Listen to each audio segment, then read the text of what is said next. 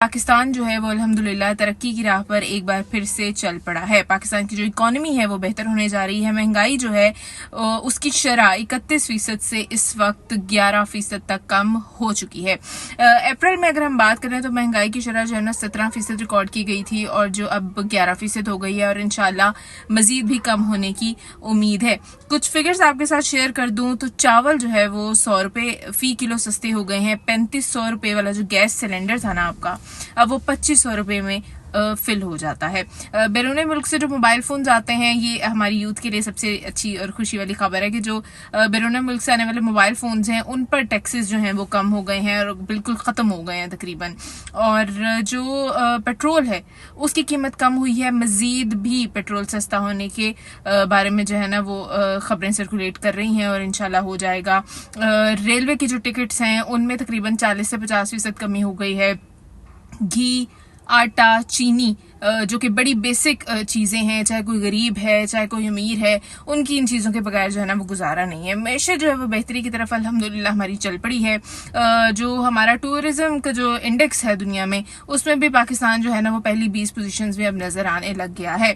Cement, सरिया, बजरी, इस तरह की तमाम जरूरियात जिंदगी जो है वो कम होती दिखाई दे रही हैं उनकी कीमतें। अब बात तो ये कि ये तो बड़ी अच्छी बात है किसी भी मुल्क दोस्त के लिए, किसी भी अपने मुल्क की बेहतरी चाहने वाले, किसी भी पाकिस्तान के लवर के लिए ये तो बड़ी अच्छी बात है जी कि पाकिस्तान के जो है ना हालात बेहतर हो रहे हैं। देखें ना, सबसे बड़ी बात है कि डॉलर आपको जो है वो काफी देर से एक ही कीमत के ऊपर जो है ना वो रुका हुआ है, वो बढ़ नहीं रहा। इंशाल्लाह कम होने के लिए भी उसके लिए काम किया जा रहा है और इंशाल्लाह चांसेस हैं कि कम हो जाएगा। लेकिन प्रॉब्लम इससे किन लोगों को है? यकीनन इससे उन्हीं लोगों को प्रॉब्लम है जो पाकिस्तान के साथ सिंसियर नहीं है और उनको जो है ना वो ये बर्दाश्त नहीं हो रहा। मैं बात कर रही हूँ पाकिस्तान तहरीक इंतशार के लोगों की, क्योंकि उन्हें ये बिल्कुल बर्दाश्त नहीं कि पाकिस्तान की इकोनॉमी बूस्ट हो, पाकिस्तान जो है बेहतर हालात में जाए और वो भी किसी और के दौरे हुकूमत में। तो उनको जो है ना ये चीज, उनकी नींदें जो उनसी है ना वो उड़ गई हैं। तो वो उन्हें पता नहीं चलता कि कभी वो जो है वो इस चीज को खत्म करने के लिए पाकिस्तान में जो है ना प्रोपेगेंडा जो है वो अपना उन्होंने तेज कर दिया है चलाना। सोशल मीडिया को उसके ऊपर बेदरेग इस्तेमाल करते हैं। सोशल मीडिया का इस्तेमाल करते करते उन्होंने जो है ना वो अब ये भी प्लान कर लिया हुआ है कि बाहर के मुल्कों में भी हम कैंपेन्स चलाएंगे पाकिस्तान के खिलाफ, पाकिस्तान की फौज के खिलाफ। और जो सबसे बड़ी बात है ना वो ये कि जो खुद ही अपने पैरों के ऊपर कुल्हाड़ी मारते हैं, खुद ही जो ये बातें करते हैं ना, उन्हीं से इनकी सच्चाई जो है ना वो सामने आ जाती है, खुद सच कबूल कर लेते हैं।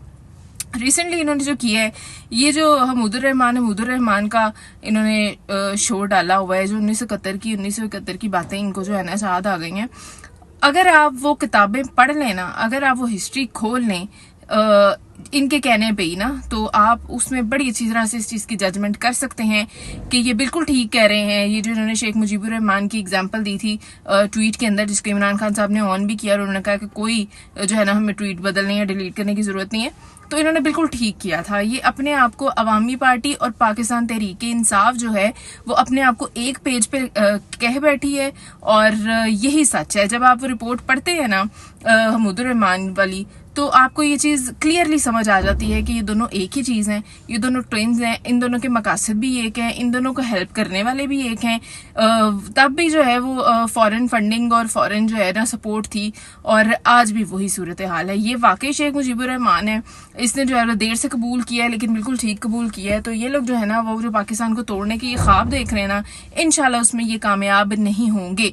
सबसे वाज़ेह तौर पे जो आर्मी चीफ ने पैगाम दे दिया ना डिजिटल दहशतगर्दी का, उसके बाद जो है ना ये बिल्कुल बुखला गए हैं और इन्होंने अपनी जो तहरीकें हैं ना, जो इंतशार वाली तहरीकें हैं, इनकी पॉलिसीज हैं, उनको और तेज कर दिया है। और ये नहीं समझ रहे कि इसके साथ साथ इनके साथ भी बहुत बुरी होने जा रही है। खबर आपको ये देती चलूं कि ये जो 9 मई के वाकयात हुए हैं, 9 मई के जो हादसात इन्होंने किए, उसमें जो लोग हैं तकरीबन 320 मुलजमान जो है ना वो जो है उन पे मुकदमे और उनको पकड़ने के लिए तेजी से जो है टास्क फोर्स तैयार कर ली गई है। और कहा यह जा रहा है कि तकरीबन 100 जो है वो इश्तिहारी हैं।